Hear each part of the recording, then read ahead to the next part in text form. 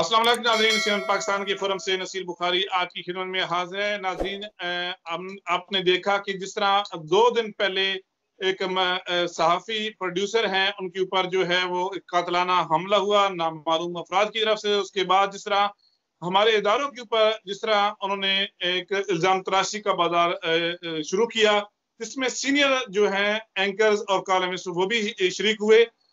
इन तमाम तर जो मौजूआत हैं, इस पे बात करने के लिए आज हमें सीनियर सहाफ़ी लंदन से अतर काज़मी साहब ज्वाइन कर रहे हैं। सबसे पहले तो अतर काज़मी साहब, सर बहुत शुक्रिया प्रोग्राम में पार्टिसिपेट करने का। जी बहुत शुक्रिया, थैंक यू सर। सबसे पहले मेरा क्वेश्चन है, जो तमाम तरह सिचुएशन देखी, जिस तरह अभी सोशल मीडिया पे जो सिचुएशन चल रही है, जिस तरह की एक दूसरे के ऊपर जो है वो अटैक हो रहे हैं, और खास तौर पे हमारा जो दुश्मन मुल्क भारत है, वो तमाम तरह जो सिचुएशन जिस तरह वो देख रहा है, और यकीनन वो खुश भी होगा। जो काम वो करते थे वो काम जो है हमारे एंकर जो हैं एंटी एस्टेब्लिशमेंट जो कहलाते हैं वो करें। एक जो है वो मैं अपने नाज़रीन को ये भी बताता जाऊं, ये जो अभी सीनियर सहाफ़ी हामिद मीर समेत जो इस तरह की जो सोच रखने वाले एंकर हैं, वो इससे पहले जो जिस तरह एक सहाफ़ियों का मुआशी कत्ल हो रहा था, उस वक्त बिल्कुल खामोश थे।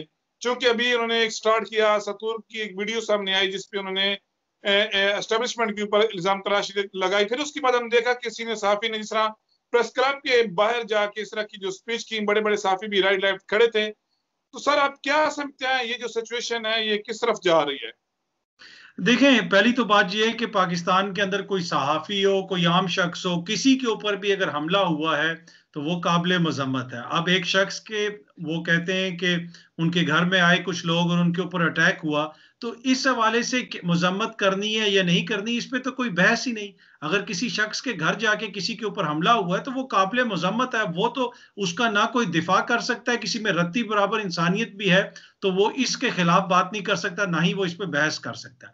अब बहस जो आपका क्वेश्चन है वो क्वेश्चन इस तरफ आता है कि उसके बाद जो इल्जामात लगाए जा रहे हैं या उससे पहले भी जिस तरह के इल्जामात लगाए जाते हैं, खुसूसन पाकिस्तान के इदारों के ऊपर, इस्टेब्लिशमेंट के ऊपर, होता यह है कि हमने ये देखा है कि कुछ अरसे से ये एक ट्रेंड चल पड़ा है कि टीवी के ऊपर लोग बैठे हुए ये कह रहे होते हैं कि पाकिस्तान के अंदर बड़ी सेंसरशिप है, हमें तनकीद की इजाजत नहीं है, हमारा वजीर आजम सिलेक्टेड है।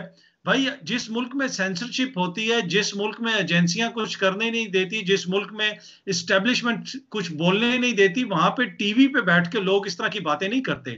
क्या आज तक आपने सुना है कि सऊदी अरब में किसी सहाफी ने खड़े होकर बाहर इस तरह की तकरीर की हो, या चाइना में किसी सहाफी ने की हो, या नॉर्थ कोरिया में किसी ने की हो? इसलिए कि वहां पे वाकई पाबंदी है।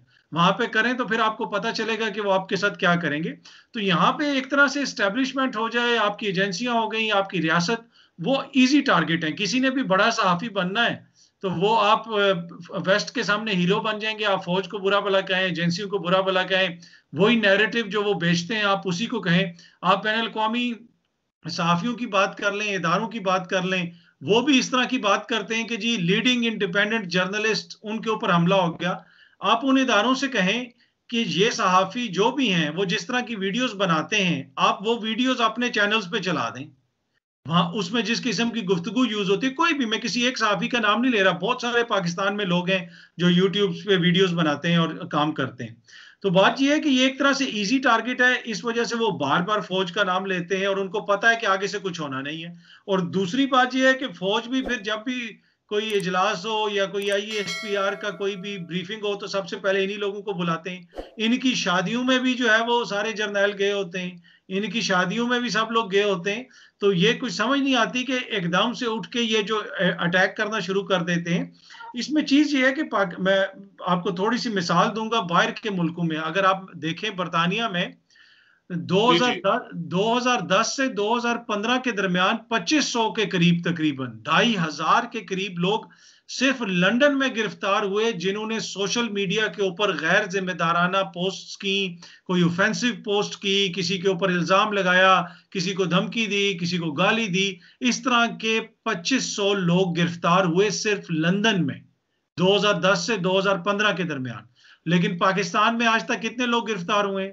आपको पता है कि बहुत सारे सहाफी हैं जिनके ऊपर FIA के अंदर केसेस चल रहे हैं, उन्होंने लोगों के ऊपर मुख्तलिफ इल्जामात वगैरह लगाए, उनकी भी तहकीकात नहीं होती। तो ये है कि एक तरह से आपको इजी टारगेट मिला हुआ है। आप अदालतों के ऊपर तो बोल नहीं सकते, आप अपने मीडिया मालिकान के खिलाफ तो बोल नहीं सकते, तनख्वाहें मिलती नहीं है सहाफियों को, उसमें आपके पाँव जलते हैं, उसमें कभी आपने एक ट्वीट नहीं की। इजी टारगेट ये है कि फौज को गालियां दो, आईएसआई को बुरा कहो और इंटरनेशनल कम्युनिटी के सामने हीरो बन जाओ कि जी हम तो बहुत बड़े चैंपियन हैं डेमोक्रेसी के, इसलिए हम फौज को गालियां दे रहे हैं। लेकिन सर सवाल ये पैदा होता है कि इस तमाम तर सिचुएशन के बाद अभी अगर आपको क्या लगता है कि ये जो सिलसिला है ये रुक जाएगा, क्योंकि दोनों तरफ से जो है वो अभी ये भी रात को वज़ीर इत्तलात के ये भी बयान आया कि आईएसआई ने डिनाई भी किया, फिर डिनाई करने के बाद ये कहते हैं जी वो 3 दिन के बाद उन्होंने क्यों डिनाई किया। सवाल फिर अभी एक और भी वहां पे उठता है कि जी जब एजेंसियों ने ये भी कहा है कि हम तहकीकात के लिए आपके वो बिल्कुल साथ खड़े हैं, इस तमाम तर सिचुएशन के बाद इस तरह का जो जाती है वो अभी मैं देख रहा था सोशल मीडिया पे जो टॉप ट्रेंड इस वक्त चल रहा है वो जनरल रानी का मदद चल रहा है, जिसका जो आइडिया है वो हामिद मीर साहब ने दिया, और हामिद मीर साहब ने जिस तरह की वो तकरीर की वहां पे, तो उससे आपको क्या लगता है जो हमारी जो नौजवान नस्ल जो खासतौर पर जो मीडिया से मुंसलिक है उसको कि ये क्या पैगाम दिया जा रहा है? देखिए, रियासत के पास जो ताकत होती है ना, रियासत के पास ताकत आइन और कानून की ताकत होती है। अगर रियासत को कोई गाली देता है, रियासत के खिलाफ कोई झूठा इल्जाम लगाता है, तो रियासत अपना दिफा आगे से गाली दे के नहीं कर सकती। रियासत अपना दिफा आगे से अवामी रद्द-ए-अमल में नहीं ढूंढ सकती कि लोग इनको गालियां देंगे, लोग इनको बुरा कहेंगे। नहीं, रियासत ने कानून के मुताबिक कार्रवाई करनी होती है। पाकिस्तान के इदारों के ऊपर किस किस्म की आप तनकीद कर सकते हैं, किस तरह के इल्जामात लगा सकते हैं, ये सब कुछ आइन के अंदर लिखा हुआ है। इनमें से किसी की जुर्रत है कि वो अदलिया के खिलाफ इस तरह की बातें कर दें? इसलिए कि अगले दिन अदालत में इनको बुला लिया जाता है और वहां पे जाके ये गैर मशरूत माफी मांगते हैं। ये आईएसआई पे इल्जामात ही इसलिए लगाते हैं, फौज पे इल्जामात इसलिए लगाते हैं कि इनको पता है कि वहां से कोई रद्द अमल नहीं आना। अगर वहां से रद्द अमल आना होता और इतना ही सब कुछ कंट्रोल किया होता आईएसआई ने, तो क्या इस तरह की ट्रेंड्स चल रहे होते पाकिस्तान में, इस तरह की फौज के खिलाफ बातें हो रही होती? हाँ, यकीनन हर जगहों पे हर मुल्क में सिक्योरिटी के अपने इश्यूज होते हैं, सिक्योरिटी एजेंसियों का अपना किरदार होता है। मैं आपको मिसाल देता हूं, बर्तानिया के सबसे बड़ा ब्रॉडकास्टर है बीबीसी, बल्कि दुनिया का आप कह सकते हैं सबसे बड़ा ब्रॉडकास्टर है। उसका एक सबसे बड़ा प्रोग्राम है न्यूज नाइट। उसके जो जर्नलिस्ट थे कुछ अरसा कबल, कुछ बरस कबल, उन्होंने कोई राब्ते वगैरह किए लोगों के साथ, न्यूज स्टोरी के हवाले से इंटरनेट के ऊपर कोई मैसेजेस वगैरह की, तो सिक्योरिटी एजेंसियां उनको मॉनिटर कर रही थी। उन्होंने कहा कि इनके कोई मुबैना दहशतगर्दों वगैरह से इन्होंने कहीं शाम में या किधर कोई राब्ते किए। न्यूज स्टोरीज के लिए आपको पता है जर्नलिस्ट राब्ते करते हैं। तो पुलिस ने आके उनका कंप्यूटर जब्त कर लिया था। अब पुलिस को किस तरह पता चला? पुलिस को इसी तरह पता चला, किसी एजेंसी ने बताया होगा कि ये बंदा जो है इस राब्ता कर रहा है किसी के साथ। तो बीबीसी ने पहले इनकार करने की कोशिश की, लेकिन ना उनको अदालत से रिलीफ मिला, तो उनका वो जो कंप्यूटर था, वो जो काम का कंप्यूटर था जर्नलिस्ट का, वो ले गए और वो कितने महीने पुलिस के पास रहा। जब उन्होंने अपनी तहकीकात मुकम्मल की उसके बाद वो वापस कर दिया। ना कोई ब्रेकिंग न्यूज आई, ना किसी प्रेस क्लब के बाहर मुजाहरा हुआ, ना किसी बड़े एंकर ने वहां पे खड़े होकर किसी जनरल रानी का नाम लिया कि किसी को गाली दी, ना इदारों की तस्दीक की। इसलिए कि कानून के मुताबिक हर चीज होती है जहां पे भी हो। यहाँ पे ये है कि हमने यहाँ पे इसी मुल्क में देखा है ना कि हमारे सहाफी सहाफत की नाम पे दहशत गर्दों से लाइव इंटरव्यू करते हैं। लाइव सहाफत के नाम पे तालिबान के साथ जो है वो लाइव गपशप लगा रहे होते हैं, उनसे पूछ रहे होते हैं कि यहाँ पे क्या हो गया, उस बंदे को जो तुमने अगवा किया हुआ है उससे ये क्वेश्चन करो, उससे ये पूछो, वो उसका एजेंट है। तो ये सब कुछ हमारे यहाँ सहाफत के नाम पे हो रहा है। तो क्वेश्चन अब ये है कि क्या ये आजादी राय है और ये सहाफत है जिसके बारे में हम बात करते हैं?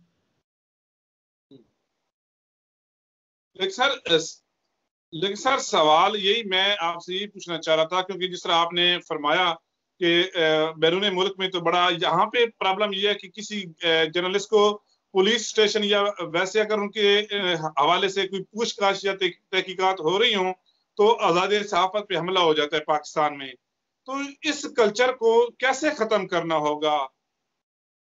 देखें, एक तो देखें कुछ चीजें तो ऐसी होती है ना कि मतलब कि सहाफी भी हो, आपके वकील भी हो, कोई भी शख्स कानून को नहीं मानता, ठीक है, लेकिन ये जो यूनिक जिम्मेदारी है ना जो सहाफत के ऊपर, ये सबसे ज्यादा बड़ी जिम्मेदारी होती है, इसलिए कि बहुत सारे लोगों तक आपके जरिए खबर पहुंचती है, आप लोग आपकी प्रोडक्ट को कंज्यूम करते हैं। तो सहाफियों की जिम्मेदारी होती है कि वो कोई भी बात करें तो बड़ी जिम्मेदारी से करें, देखभाल के करें। लेकिन जिस तरीके से पाकिस्तान में होता है कि कोई भी शख्स कोट पहन के कैमरे के सामने बैठ जाता है और वो कहता है रात को जनरल बाजवा ने 24 घंटे की मोहलत दे दी और 24 घंटे के बाद इमरान खान जराए से सारा कुछ चला देते हैं। बिल्कुल जराए से चला देते हैं, यहां तक के कि लगता है ऐसे है कि इमरान खान के बिस्तर के नीचे ये घुसे होते हैं, उधर उधर से, या जो काबीना का इजलास हो रहा होता है उसके टेबल के नीचे ये बैठे होते हैं, हर किस्म की ये खबर देते हैं। ये लोगों की तलाकों की खबरें देते हैं। एक सीनियर सहाफी ने तकरीबन 1.5 साल पहले खान साहब की तलाक की खबर दे दी थी कि खान साहब की तलाक होने वाली है, हालात ठीक नहीं है। तो ये सब कुछ सहाफत के नाम पे जो पाकिस्तान में हो रहा है, अब उससे खुद आप देखें कि उससे सहाफत को कितना नुकसान पहुंचता है। इस वक्त मीडिया की क्या क्रेडिबिलिटी रह गई है। जहां तक ये है कि ये कोई इस तरह का बयानिया चला के लोगों की जहन साजी कर लेंगे, या फौज के ऊपर इल्जाम लगा के, इदारों के ऊपर इल्जाम लगा के कोई लोगों को उन इदारों के खिलाफ कर देंगे। अवाम इतनी पागल नहीं है, अवाम सब समझती है। आप अभी इस्लामाबाद लाहौर में टैक्सी में बैठ जाएं और उनसे पूछें, किसी भी बंदे से पूछ लें कि मीडिया के बारे में आपका क्या ख्याल है, वो आपको क्या बताएंगे कि ये सुबह से शाम तक झूठ बोलते हैं। सुबह से शाम तक वो झूठ बोलते हैं जो चंद लोग हैं, जो सिर्फ चंद लोग हैं जो लोगों को नजर आते हैं। बाकी तो सहाफत लोग अपने जो है ईमानदारी से करते हैं। आम कैमरामैन हैं, एनालिस्ट हैं, प्रोड्यूसर्स हैं जो मेहनत से अपना काम करते हैं, रिपोर्टर्स हैं जाके मेहनत से अपना काम करते हैं। लेकिन कुछ लोगों ने इसको धंधा बना लिया है अपने जाती मफादात के लिए, अपनी जाती ग्लोरी के लिए, और इस पूरे प्रोफेशन को, जिसे कहते हैं डिसरिप्यूट में, पूरे प्रोफेशन को मुतनाज़े बना दिया है कि आज सहाफत और सहाफ़ी जो है वो पाकिस्तान में एक तरह से लोग उसको, जिस तरह आप कह सकते हैं ना कि बुरी निगाह से देखते हैं कि ये लोग किस तरह का काम कर रहे हैं। तो इस बारे में हमें खुद सोचना चाहिए सब सहाफ़ियों को। सर आखिरी सवाल आपसे, आने वाले दिनों में आप क्या समझते हैं कि इसी हवाले से कोई अहम पेशरफ्त क्या आपको नजर आ रही है? देखें, ये कोई आज की स्टोरी तो नहीं है, कब से ये सिलसिला चला हुआ है। रोज ही कोई ना कोई उठता है बंदा, किसी पे इल्जाम लगा देता है। फौज और इदारों पे इल्जाम नहीं, सियासी जमातों के ऊपर इल्जामात लगते हैं। रोज जरदारी साहब की हुकूमत खत्म करके लोग उठते थे, रोज मियाँ साहब की हुकूमत खत्म करके उठते थे। मौलाना साहब अब आ गए हैं, अब वो यहाँ से 3 इस्तीफे लेके जाएंगे, हुकूमत खत्म हो जाएगी, नवाज शरीफ और खतरनाक हो जाएगा। ये वो मजाक है जो रोज हमारे साथ होता है। लेकिन अब तक रियासत ने इसको काउंटर करने के लिए कुछ नहीं किया, इसलिए कि रियासत, जिस तरह मैंने पहले कहा, रियासत के पास जो ताकत होती है वो आइन और कानून की होती है। उसके दायरे में रहते हुए अभी तक क्यों नहीं कोई कार्रवाई की गई? क्यों नहीं इन लोगों से पूछा गया कि जब आइन के अंदर लिखा हुआ है कि आप तौहीन अदालत नहीं कर सकते, आप रियासती इदारों के ऊपर इस तरह के इल्जामात नहीं लगा सकते, आप लोग रियासती इदारों को कह रहे हैं कि हम तुम्हारे घरों में घुस जाएंगे, हम ये कर देंगे, हम तुम्हारी जो है बीवियों ने तुम्हें गोलियां मार रही हैं, ये किस किस्म की बातें हो रही हैं? ये तो कोई दुश्मन मुल्क में भी इस किस्म की बातें नहीं होती। अवाम से इस तरह की बातें करने से अवाम से इनको सिर्फ और सिर्फ वहां से कंडेमनेशन मिलेगी, अवाम वहां से इनको, जिसे आप कह सकते हैं कि बुरा भला ही कहेगी। लेकिन रियासत इससे गुजारा नहीं कर सकती कि अवाम इनको बुरा भला कह रही है। रियासत को कानून की अमलदारी करवानी पड़ेगी, और इस हवाले से जो भी कानूनी तकाजे हैं, जो कानूनी कार्रवाई है, वो होनी चाहिए और तहकीकात होनी चाहिए कि क्या चीज है।